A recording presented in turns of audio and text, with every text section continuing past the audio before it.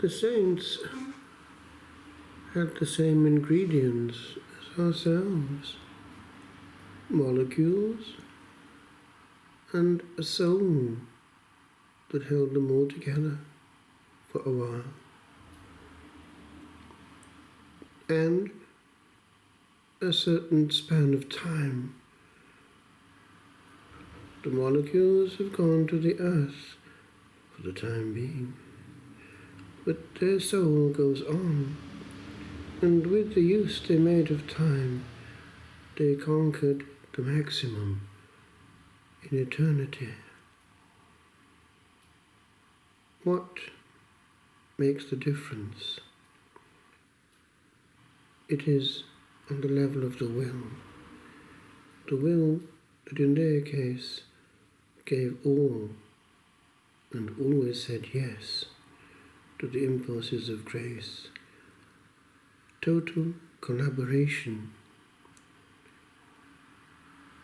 In the first chapter of the Gospel of St. John, we have those words, grace upon grace. Charis ante charitos, grace in return for grace. When we say yes to a grace, it is an invitation for further grace, and if we say no, it pushes it away. And if we continue to say no, it may not return in the same form at least, and it can lead to hardness of heart. For grace abused withdraws itself. So it is in the interest of the soul to keep on saying yes. The proximity of these saints sometimes hits us when we go to a place where they have trodden. I was once celebrating in Clonliffe College, where the saint of this day, Blessed Columba, was formed. He was ordained and served for a while in the Archdiocese of Dublin. But the monastic call was stronger, and they allowed him eventually to follow it through. He was Irish/French, and so he was able to settle well in a French-speaking community. At Maritsu, they soon realized his qualities, and he was elected abbot. And many abbots can make collections of their conferences that can lead to volumes being published eventually. The trilogy that came from his pen is staple diet in quite a few novitiates, and I was given him to read way back in France. It is very dense, solid and rich, a whole body of doctrine, the centrality of the interior life, bonding with Christ, life of the soul, and ideal of the monk. And Christ in his mysteries is celebrated, for he has a high notion of liturgy. He insists that one seeks the perfection of the state in which one is inserted, not that of another state. There is a perfection in every state. In the Great War, there was a certain tension if one was in the wrong area. He, for about 3 years, was with some of his brethren in Ireland. And they were in a place I know. They were in Enniscorthy, and there, the mansion where they were is still there, as is the chapel and the wooden choir stalls that they used. And I sang Holy Mass in the old rite on that altar some years ago, and felt the proximity of the saint and the unchanging power of the mysteries of which he wrote so well. Classics withstand the test of time. We do well to frequent the great authors.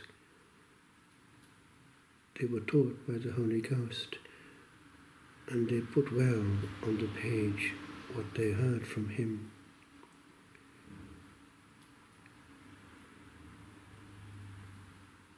With regard to what we write, it does matter that it be worth reading.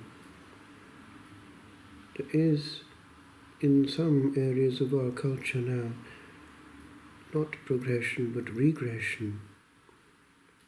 One sees that in what was formerly considered somewhat luminous, divine by classical poets,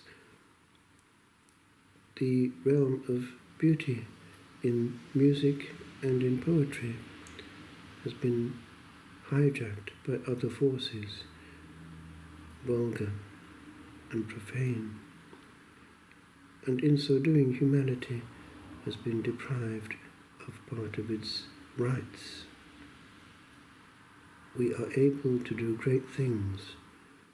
Why settle for the mediocre?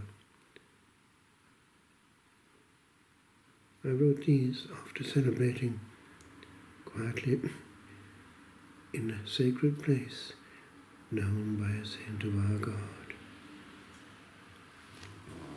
Singed by rays felt during the Missa cantata at Blessed Columba's altar. What is a place? A spot upon the globe that onward turns and pauses for no man. What is it yet to wear an ancient robe and stand upon a step that stepping can from buried time yet hear?